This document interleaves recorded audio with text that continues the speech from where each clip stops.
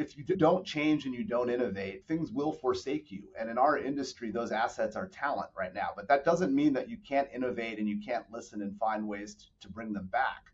This is a necessary profession. It's a great entree into the broader business world, but it's just a great profession. Private equity's been a disruptor in the accounting world, continues to be so. So does artificial intelligence. We put King Kong and Godzilla in a room together, and there's a lot going on. The animals in the zoo vary by shape and size. They vary by the thesis that they go after, the industries that they go after, and the way that and their path to profitable growth. And that's the one thing that binds them all together. It's the term EBITDA.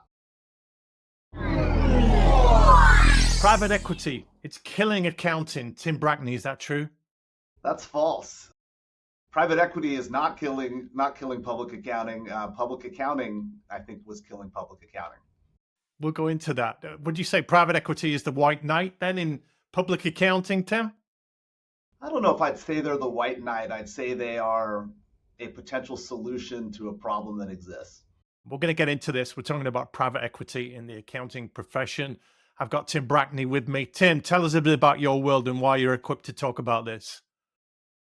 Yes, well, I'm the CEO of a private equity-backed CP accounting and advisory platform, and I started my career at Pricewaterhouse and have been in professional services my entire career. So I'm very close to this topic. You've been through it. You're on all sides. You can see it from all different angles, can't you? What kind of state do you feel the accounting profession is in generally right now, Tim? I think like the biggest issue the profession faces right now is a talent shortage. And so that makes it in a kind of a critical state, I believe. This is a noble profession that generally attracts very talented folks who feel bound to the auspices of the profession, and we're attracting less of them and they're staying for a shorter period of time. So it's a critical state right now. We're going to delve into private equity and its motivations for dirtying its fingers in accounting, but you mentioned talent there as an issue. How is private equity affecting the recruitment for accounting firms? I heard a story just today of one of the biggest UK firms outside the top four, and they're having conversations to try and bring in lateral strategic hires and finding that the private equity shadow in the background is creating a lot of muddy waters and uncertainty about partners and their future roles and whether they should go or stay. It's definitely creating some turbulence, wouldn't you say? I think it's probably creating some turbulence, but I'd say that turbulence is kind of necessary. One thing I would just say is private equity is not a monolith, and so there are definitely different types of firms with different approaches. But I would say generally the profession, the career path in a profession has been the same for 200 plus years.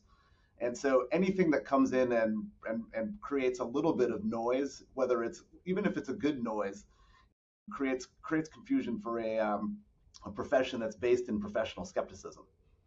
Well, you said it there. There are different animals in the private equity world.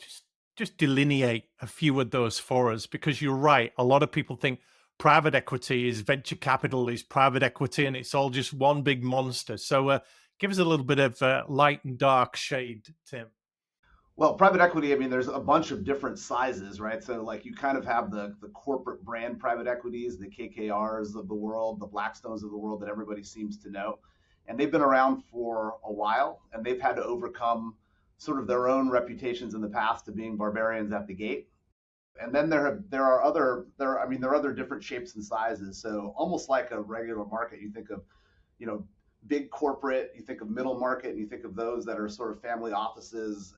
And small private equity, they're focused on small investments. So the animals in the zoo vary by shape and size. They vary by the thesis that they go after, the industries that they go after, and the way and their path to profitable growth. And that's the one thing that binds them all together.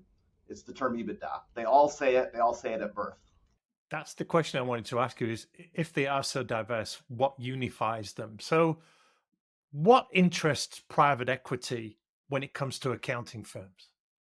Well, I think private equity, is interested generally in industries that are fragmented and graduated, and the public accounting is very much that way, where you have if you think about the US, there's some 40,000 plus firms, and 80% of the market, the revenue market, if you look at it that way, is dominated by four firms, and even more so when you sort of delve down into the top 50. And so you look at that and you say there's an opportunity to provide scale for some of these smaller firms to who bump up against a glass ceiling and have the ability to serve their clients better. And so they look at that as an opportunity to deliver value and then create an opportunity for an exit. There's something about the elegant business model in accounting with monthly and annually recurring fees. That's attractive, isn't it, to a buyer? I think that's very attractive, but I would also say that by nature, that's first of all, yes, the answer to that is yes, full stop. That does make it attractive. But I think the thing that goes beyond that is really the depth of relationship that accountants as trusted advisors have with their clients, and the knowledge base that they get in terms of learning what their clients are looking for, what their models are. And so that gives an opportunity to be able to help them in different ways, and in the eyes of a financial sponsor, expand wallet share. We hear of private equity firms looking to drive efficiencies and squeeze ever more profits out of that. So they must be looking at accounting firms and seeing the opportunity to make them much more profitable, much more efficient. But they're pretty well run already, aren't they, Tim? I think they're pretty well run, but I think the business and the profession, most of them are structured as partnerships, and so partnerships are fundamentally run differently than traditional businesses, in that the model says you run to a certain level of profit and then you have money left over that's just distributed to the partners. And so where you get into trouble is when you decide, hey, how do I kind of expand beyond this, and do I invest something that would be distributed back into the firm to be able to expand beyond our initial horizons? And that's where I think the trade-offs take place. Well, I'm glad you brought up the partnership model because a lot of people say it's dead and we're making way for different ways of setting up a firm. Do you think it might be the undoing of maybe some of the big firms? I think that's a really interesting thing to think about. And what I would say is that I think the big firms have some advantages. Of course, they have big brands and they have a lot of money and they're established. I think I think what's happening right now is sort of a tectonic shift, and I'll start back with talent. So talent's looking for a different way to operate. They want more flexibility. They want more ownership. A partnership, traditional partnership, accounting partnership, is lockstep progression, and you sort of pay your dues, and your payoff is deferred, and it's deferred even beyond the level when you make partner. And so I think that model, coupled with the fact that most people are living longer, and that partners who retire count on folks coming up to fund their retirement almost in a flywheel. If you don't have people progressing up, I think you could get in trouble. So I think as these firms have enough money to see if they can solve their problems, but I think their issue is structural. So it'll be interesting to see if they start to shift some of those things around.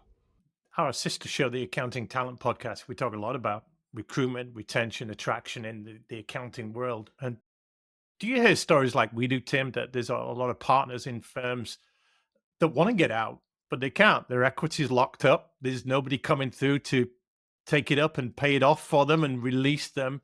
So they're almost courting private equity money to come in and take over and release them. Does that happen? And I think that definitely happens, and I think that definitely happens in some of the smaller firms, the mid market and SMB type businesses. But that golden handcuff, I think, if you're a partner, this is just another vestige of the partner model.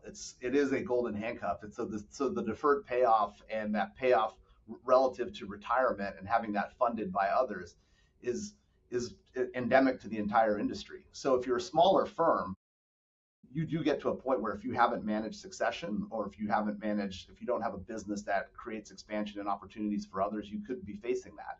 And so we see that in the field, and we're looking for firms that are successful, not firms who are looking to fund succession. So there's definitely all of them out there, a whole range of the continuum.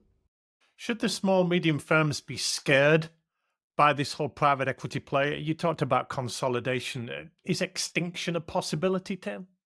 I think everything's a possibility, and I think if depending on like every individual firm has sort of a different fact pattern. So there are definitely some firms, where extinction is a possibility. And that would have been a possibility whether private equity was in it or not, because they would have gotten to the point where they were looking for somebody to take on their firm, and then there would just been less partners to be able to take them out. I think I think the firms who come in and are reaching a point where they're continually looking at the horizon and thinking about what's next and how to expand and how to attract and retain talent. Private equity money, the right partner is a good boon for that, because it allows them to get scale that they might not have had access to without merging and sort of completely losing their identity. Yeah. If you were coming into accounting right now, starting your career, bottom of the ladder, would it attract you more if there was private equity in that firm, or would you go to the partnership model to start your career? That's a really interesting question, and so like I'll answer it personally. And I have a 14-year-old and a 12-year-old who are going to be entering the workforce. Not I mean the time goes very Do they want to be fast. accountants, Tim? I'm not sure if they want to be accountants or not. I've tried to teach them both the ins and outs of businesses through the lens of the T account. So Sure. we'll see. Hopefully that doesn't scare them. But yeah, like I don't like I think private equity, and again, I'll just go back to say there are many animals in the private equity zoo. Yeah. If you go into a firm, and this is something that we're doing, is trying to build a flatter structure and offer ownership at levels below the level of partnership to sort of truncate the time frame through which you feel like you can get access to the brass ring, then I think that can be a boon. I think there are others who are taking private equity money, but they're not fundamentally changing some of the ways that they think about how they run their business or that pathway to success for somebody entering the firm. So they may struggle. We'll see how this plays out. It'll be very interesting. If we don't embrace the partnership model and say, look, we've had it for thousands of years, we're going to keep going with it, or you want to change the structure of your firm if that's even possible, what are the alternatives?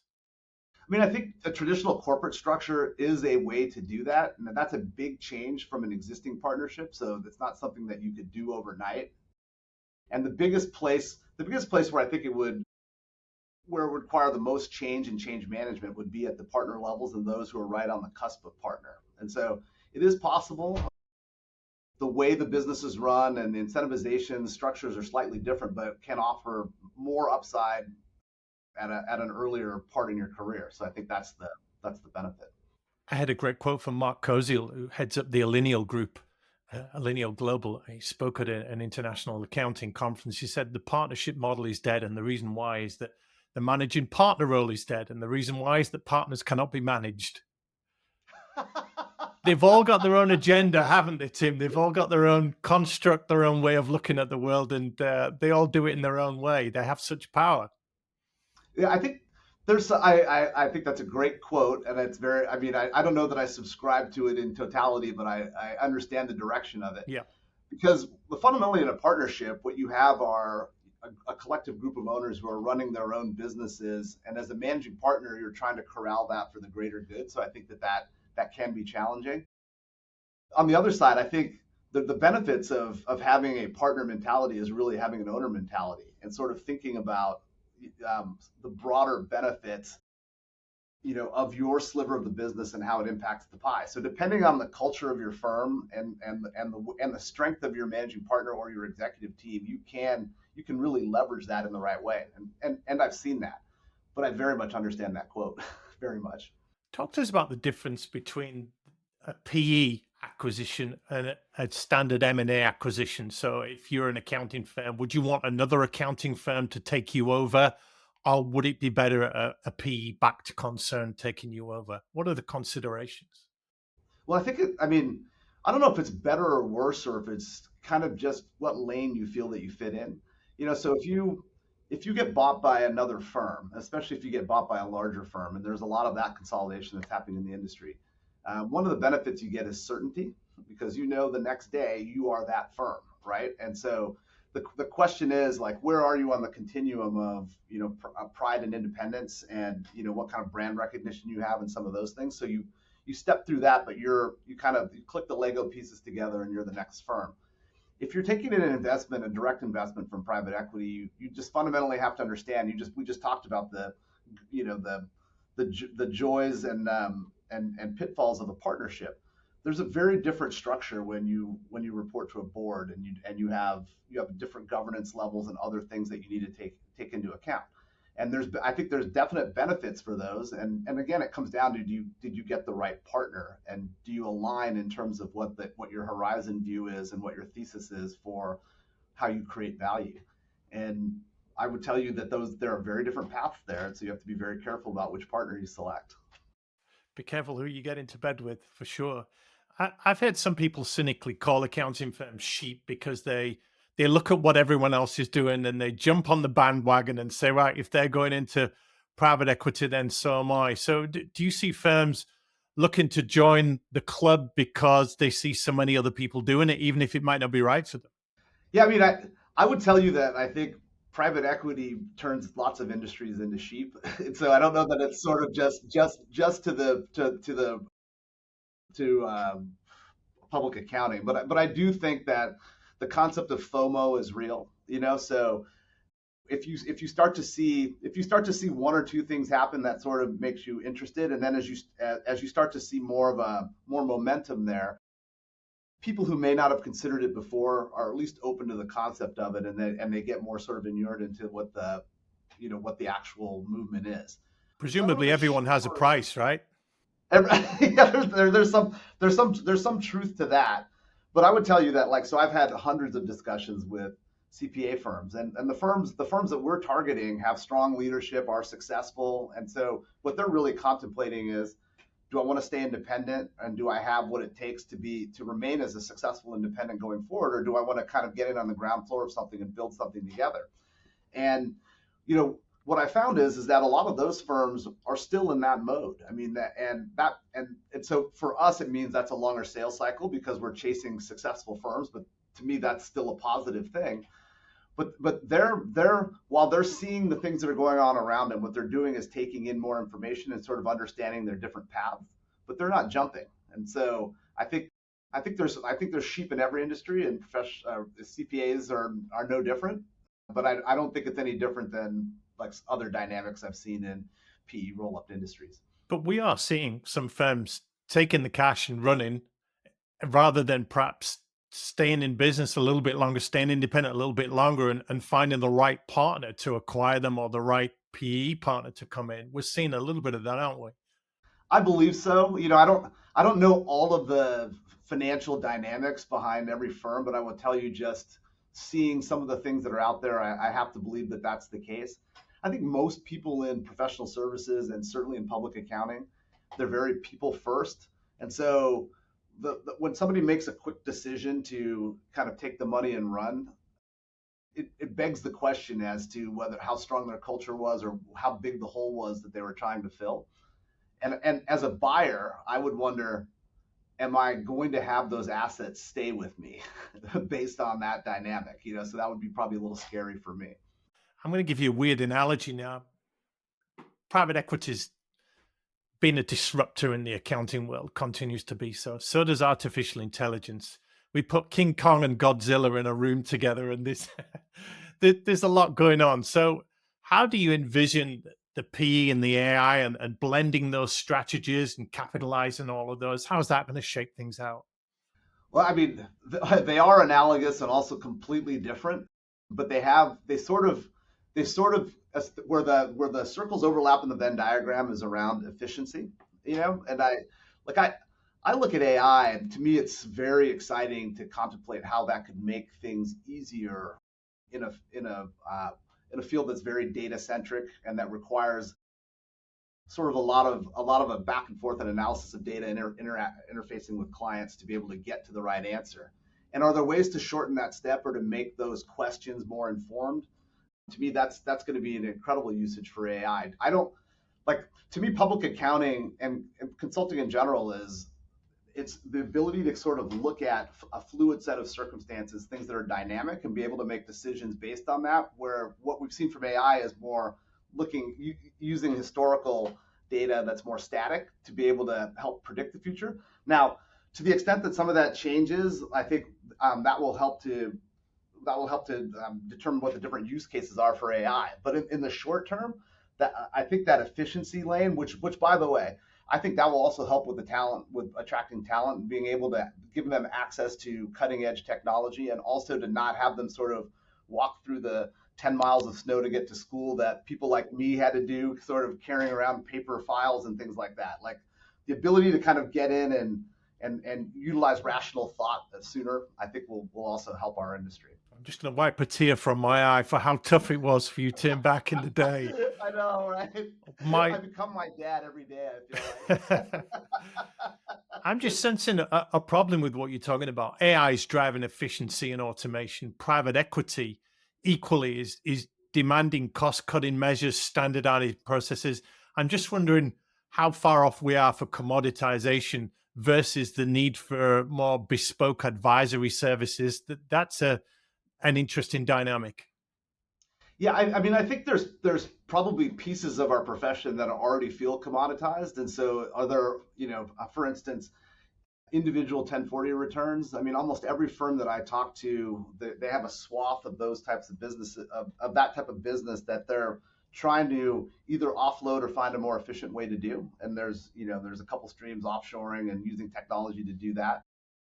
What I what I think actually, I might take the opposite tact of that premise and say that the commoditized pieces of the business, which includes pieces of bigger projects, can then be done more efficiently through technology, which would make private equity happy.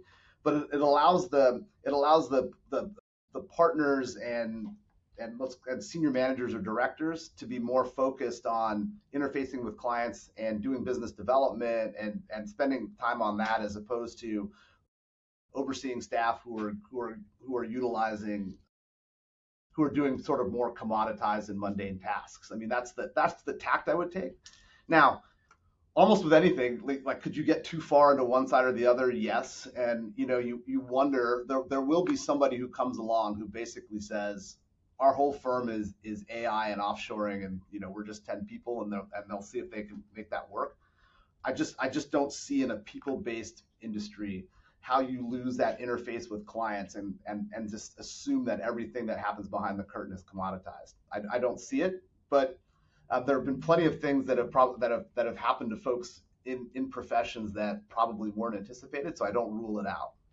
Another one of our sister shows is the Accounting Answers podcast. We asked 110 influencers the same 5 questions and got loads of interesting answers. Question one on that show was, will the next generation of accountants be any different from their predecessors? And you've hinted at it already, but I want to give you a quick true false question right here. The increasing involvement of private equity in accounting is negatively affecting the career prospects and job satisfaction of accounting professionals. True or false? I think that's false. I think that's false. I think maybe there's some of it TBD. And again, like, I don't want to give you 1,000 caveats because everybody's model is slightly different. But I think that we're sort of at this seminal point in the industry where labor has power and labor has mobility and labor has optionality, and they're choosing not to come into the industry. And I think that some of the changes that private equity is looking to bring about, changes in capital structure, a flatter pyramid, bringing in investment in technology and other things that probably couldn't have happened in a distribution model, or a partner distribution model, I think will actually help that.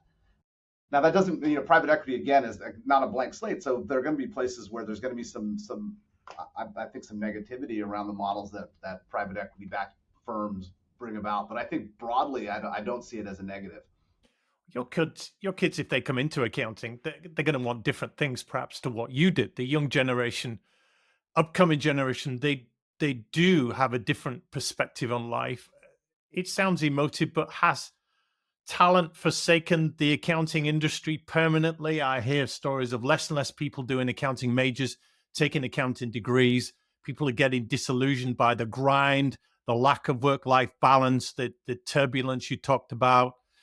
I'll ask you again, has talent forsaken the accounting industry permanently, or are you seeing it going that way?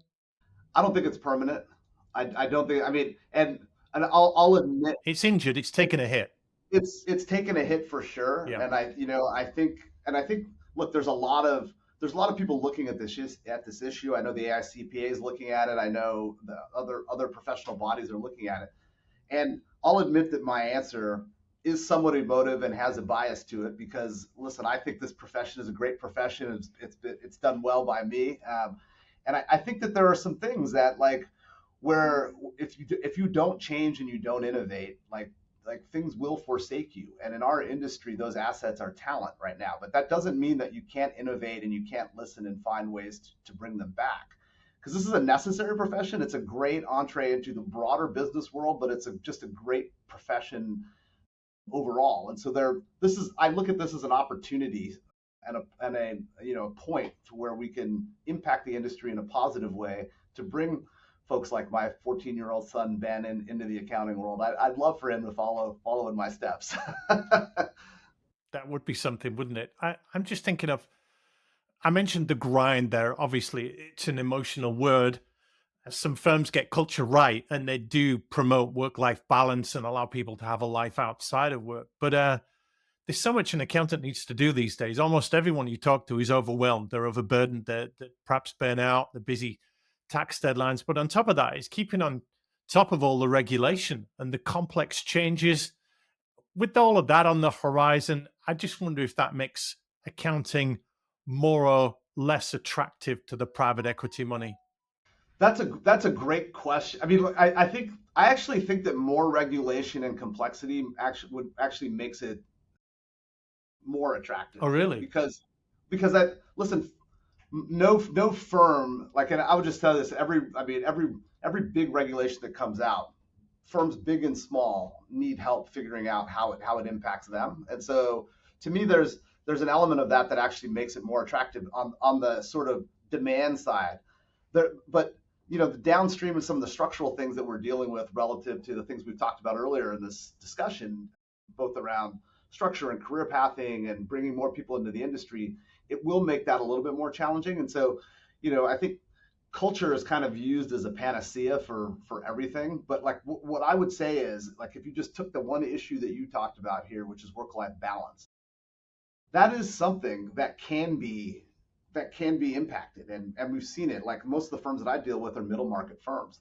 They get right to the heart of the matter, and a lot of the talent they get are from people in larger firms coming down because they can't go watch their son play soccer on a Monday night because they're doing something crazy. And so there are ways to do this, but you really have to listen. You can't sort of put a salve over the top or give people a few more bucks. Like I mean, it's a bigger issue than that. And so if your economic model doesn't allow for you to do that because you're really focused on getting utilization from the folks who you're paying the least, you're going to have a harder time doing that, I think. Tim, this has been a fascinating conversation. I just want to ask you to leave us with perhaps a couple of predictions. What do you see coming up over the next few years in the private equity and the accounting space? If you had to put it all on black or red or put your house on it, what do you think is definitely going to happen? Listen, I think I've been in my role for exactly 1 year, almost, well, I shouldn't say exactly 1 year, 50 weeks, right? In that 50 weeks, I've seen tremendous change already, just both in the amount of private equity. You want to talk about cheap. If you have one private equity comes in, you're going to have more private equity come in, right? So there are more opportunities for firms to have discussions with private equity. So one thing I would say for sure is that private equity is here and private equity is here to stay. And it's going to, if you went out 10 years, the amount of firms that are private equity backed or have been private equity backed will be beyond probably what you and I can comprehend right now. I think the other thing, and I'll give you something, I mean, you've got CBiz, that's a publicly traded advisory firm with an accounting arm. I think you'll get to a point where private equity has these larger firms, and to get an exit, they can't just sell to each other. So you only have a few places you can go. You can either go public, you can go ESOP, you can sell to another larger strategic. So I think at some point, I don't know how this will work, but I think you'll see sort of a more publicly traded public accounting firms, which when I started years ago, I would have thought that was anathema. What advice would you give, Tim, just in closing, to your regular CPA, your regular accountant out there that they're listening to this and some of it's above their pay grade. They're perhaps not equity partnered. They're not in the boardroom, but they're just going through the day to day, serving the clients, doing a wonderful job, having that duty of care, and all of this storm is raging around them. What would you say to them? God, it's a great question. I mean, I would say this to almost anybody. So I'll give it kind of it's kind of a two part thing. The first thing is think about yourself and your family first. I mean, the firms are believe in their employees, but they're loyal to themselves first, right? So, like as an employee, you need to think about yourself and your family first. So, Tim Brackney LLC. But the second thing is just be open to change and be open to have if you have be open to asking questions of the leadership groups that you have around you and find out if they're contemplating PE and like why they are, why they're not. And if you have a good culture and a good leadership team, they're going to engage with you and they'll be open with you and saying we're thinking about it, and you'll be part of the discussion and feel more informed. Tim Brackney, this has been passionately insightful. If people want to talk to you, find out more about the great stuff that you're doing, why would they reach out? Listen, I think I'm an atypical private equity backed CEO. I've only worked for Price Waterhouse and a Deloitte spin out in my entire career. So what we're really focused on is building something that's people centric in this industry. So if you want to learn more about that, it's sort of a different path than being acquired by a big company, and it's different than sort of being a standalone and inside an archipelago. What we're doing is something different. I'd love to talk to folks about that. And you know what? I'm very passionate about this profession. I talk to anybody who kind of wants to pull on the thread of private equity. Well, we'll put your details in the show notes for people to pick up. Tim Brackney, it's been a pleasure speaking to you today. Thanks for joining the show. Thanks, Rob. It's been great. Appreciate it.